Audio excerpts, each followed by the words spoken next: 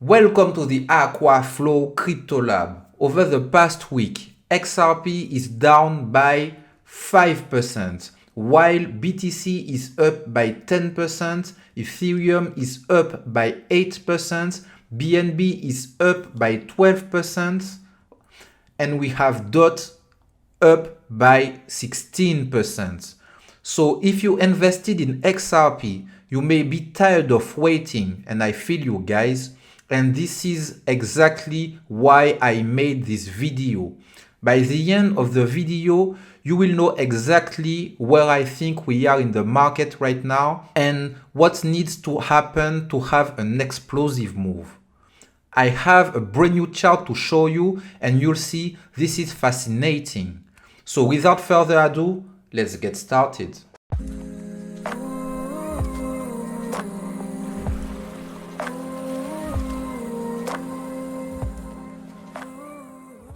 Welcome back if you are already a part of the Crypto Lab family, and if you're new here, welcome in. On this channel, we are doing analyses that are easy to understand, but that are very, very accurate. If you want to be part of the lab, give the video a thumbs up, subscribe to the channel, and click on the notification bell. That said, let's begin. In today's video, I have a brand new chart to share with you. Here, I am using the Ichimoku indicator. If you don't know about it, don't worry, I will break it down for you. If you're here, it means that you are a crypto investor, and whatever the coin that you invested in, the Ichimoku indicator will be very, very helpful, because with just one look, you can identify if the market is more bullish or more bearish. This indicator is made of 5 lines. Let's go to the settings. You'll see. We have the conversion line, the baseline, the lagging span, the leading span A, and the leading span B. In this video, I will explain how each line is calculated, but it will be the first and the last time. So stay focused, guys. We will start with the conversion line. So we will deactivate the other ones. Let's take an example. Let's consider this candle. If you want to compute the value of the conversion line for this candle, you have to take the highest high over the 9 last candles and the lowest low over the last 9 candles. So we know that we have 1, 2, 3, 4, 5, 6, 7, 8, 9. So we have this candle. The lowest low is this value, as you can see, because this low is lower than this low, than this low, than this low. As we are in an uptrend, we know that the lowest low is this, and the highest high is this value. Then you compute the average of these two values. So you sum this value plus this value, you divide it by 2, and you have the value of the conversion line. Then you have to do this for each candle, and that's how you compute the conversion line in pink. Okay? If it's not clear, let me know in the comments. The second line is the baseline. The baseline is exactly the same thing as the conversion line, except that instead of using 9 candles, you will use 26 candles. So if we take the same candle, you will see that we have 26 candles just right here. So this means that this candle is the 26th candle. So for the baseline, the highest high is still this value, but the lowest low is this value. Okay? So you sum both of them, you divide it by 2, and you have the value which is right here. Next, we have the lagging span. This line is the easiest to understand. You just take the closing price and you put it 26 bars behind. Okay?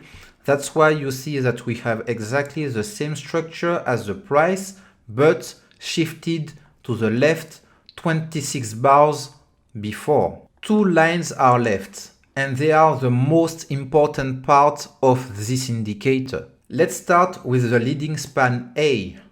To compute it, it's very simple. You take the average value of the baseline and the conversion line and you put it 26 bars ahead of time. Okay, so this puts us just right here. If you have a look, so this is the candle, then 26 bars later we are here, and this is exactly the value that has been computed using the average of the conversion line and the baseline for this time.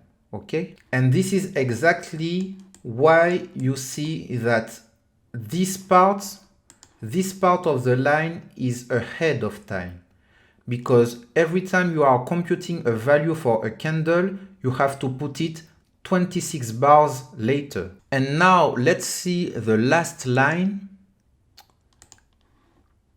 This is the leading span B. You can already see that there is a shift, like for the leading span A, there is a shift 26 bars later. And if we have a closer look, the leading span B is using the same formula as the conversion line and the baseline, except that instead of using 9 candles or 26 candles, this time it's using 52 candles. Okay, so if we have a look, let's take 52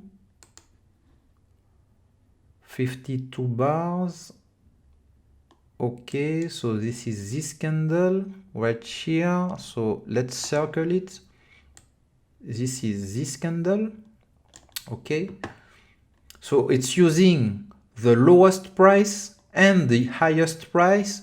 So the lowest price is this price and the highest is still this one.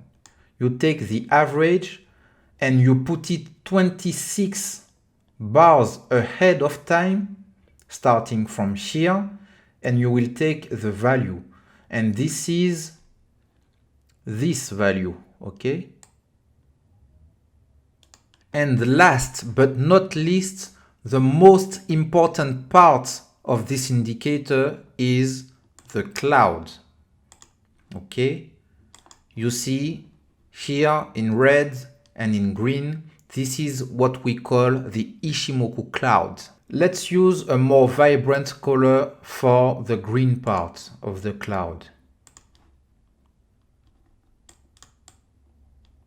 Yes, I like it like this. Okay, that's all for the maths. If you still have questions, let me know below. For the previous explanations, I was using the daily time frame, but right now I am using the weekly time frame because this is the most powerful time frame to understand how to use this indicator for XRP. First, let's get rid of the conversion line and the lagging span because they don't help us to understand quickly what's going on right now. In fact, we can also remove the baseline because the main element of this indicator is the cloud, and you will understand exactly why. I will keep it very simple for this video. What you have to understand is that the cloud gives us major level of resistance and support. In addition, when we are above the clouds, we can consider the market as bullish. When we are below it, we can consider the market as bearish. And with this simple rule, you can see that here we entered into a bear market. We stayed below the cloud during the entire bear market. Then we crossed the clouds, and here we were above the cloud for the first time, and it was the beginning of the bull market. Let's take a step back.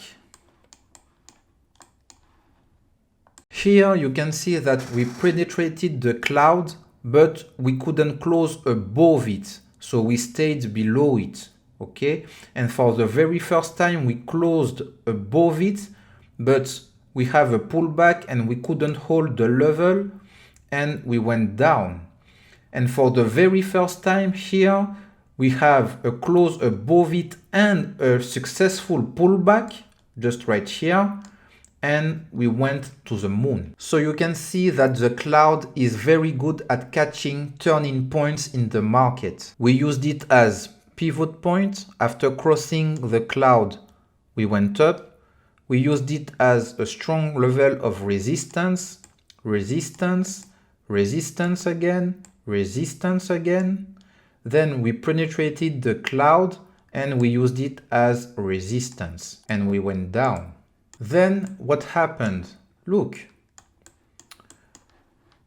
we have the moonshot of XRP, then a consolidation phase, and the cloud was the perfect level of support. After touching it, we had a second moonshot. And if we measure the move, it was a 1,500% move. Let's put it here, plus 1,500%. This is amazing, guys. Now let's look right. You see that this situation is known, guys. Look, this situation is very, very similar to this one. Don't you agree? And we know that the last time we were in this situation, we had a moonshot. That's why I think that if XRP can stay above the cloud, then we are preparing to have a moonshot. I think that it will not be as powerful as this one, but still, we should have a pretty strong move to the upside. I don't claim to be right, but you know that my analyses are based on facts, and this is why I think this is the most probable scenario. You can see that the cloud plays a major role each time. Here it was a strong resistance, it was a strong resistance again, and for the very first time we penetrated the cloud and used it as a support. You have to notice that when we are inside the cloud, this is when the market becomes uncertain because we don't know which side we are going to. Fortunately, it was to the upside, but what happened after? We came back to retest the cloud, just like what we did right here. We went up and we came back to retest the cloud. I know that you are going to say that this sell-off was due to the SEC lawsuit, and this may be the case, but as you can see, we had to retest the cloud. And if you saw my previous video, you know that here we were overextended.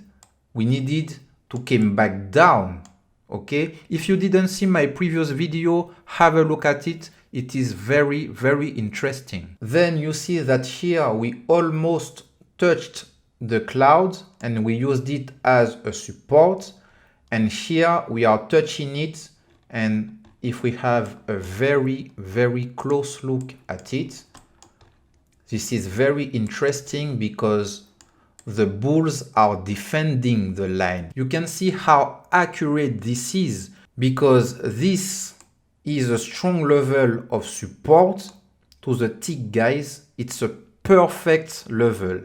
And then you see a big wick like this, and the bulls are trying to close the price above the cloud. This is very, very bullish, guys. And we don't want to see the price coming back down here and close below the cloud. This would be a bad sign for the future. So as you can see, to sum up, the market is making his mind about whether XRP is going to the upside or to the downside.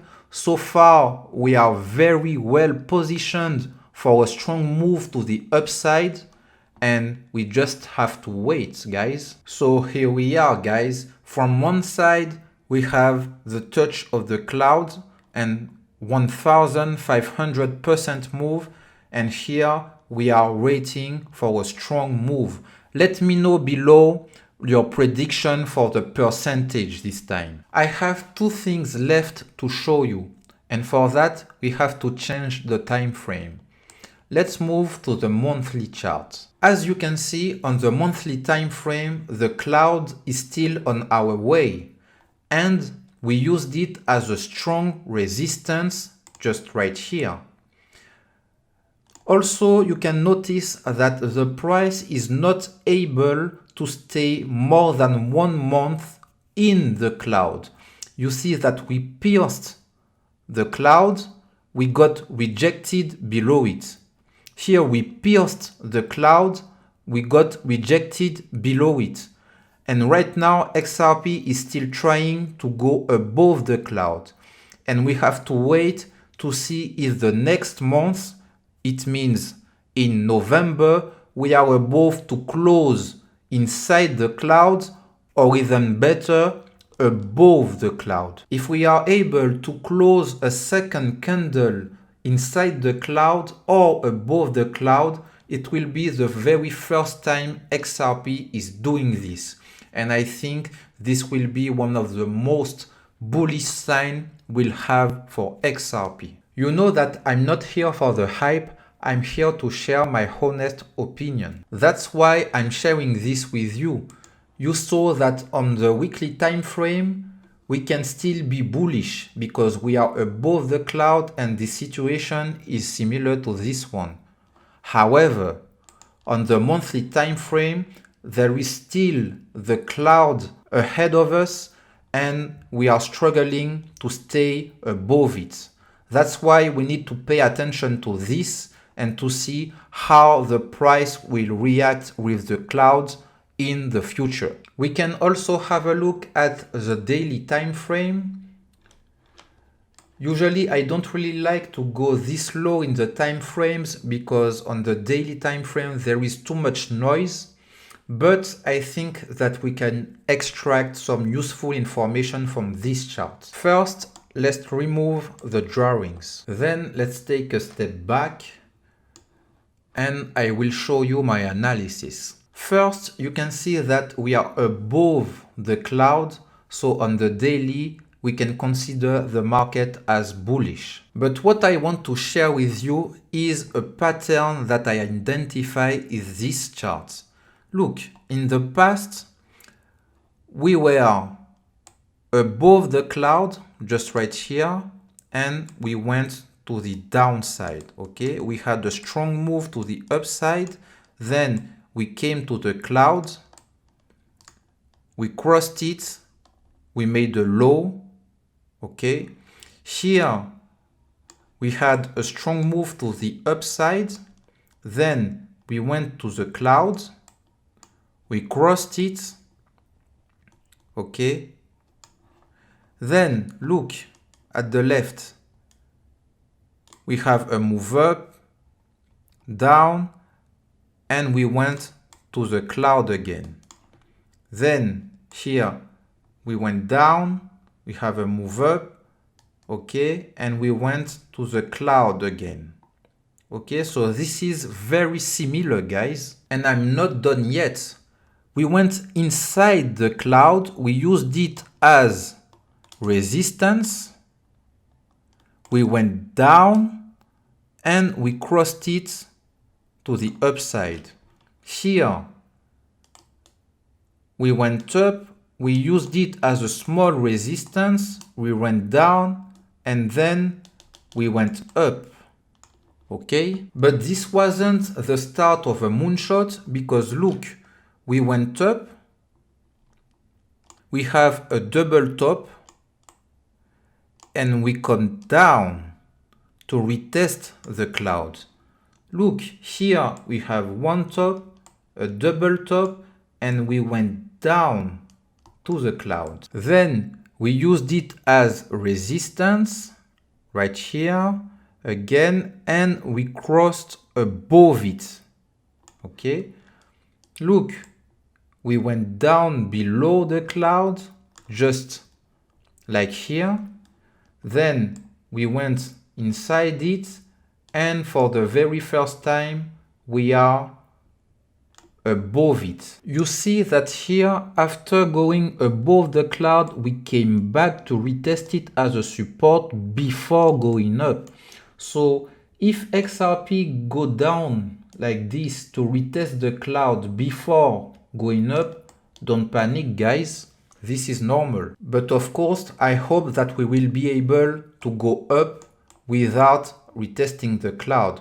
This would be the ideal scenario. And what is the bearish scenario? It's simple. For this, we have to go to the 3 days time frame. And if you have a close look at it, you see that, let's remove the drawings. You see that XRP is not able to close above the cloud of the 3 days time frame.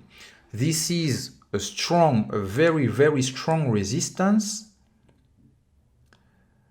And if we want XRP to go up, first we have to close above the cloud. If we go back to the past, you see that here XRP used the clouds as a resistance. We closed above it, then we came back to retest the cloud before going up.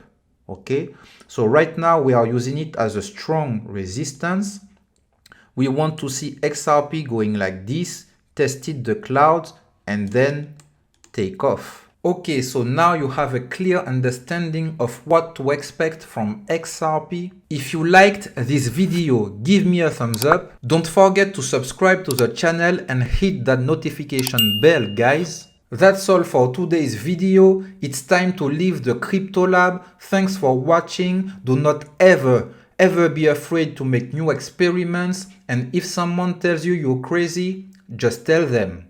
Time will tell.